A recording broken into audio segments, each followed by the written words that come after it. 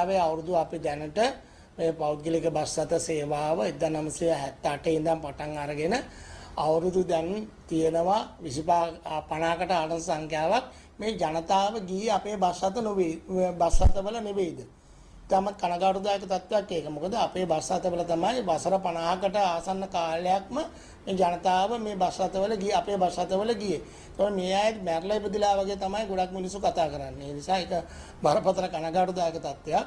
මොකද අපි අඛණ්ඩව වසර 50කට ආසන්න ප්‍රමාණයක් හොඳ ලංකාවට මේ බස් රථ සේවාව ලබා දීලා තියෙනවා. මොකද 1977 වෙනකොට ලංගම තිබුණේ නැහැ. ලංගම බසත් දාමණි උනේ නැහැ. මිනිසුන්ට රස්තියා දුන්නා. පෞද්ගලික 1977 විවෘත ආර්ථිකයත් එක්ක තමයි පෞද්ගලික බස් රථ මේ රටට ආවේ.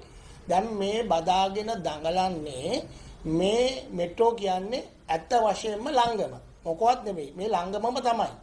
බොරුවට ජනතාව රවට්ටනවා.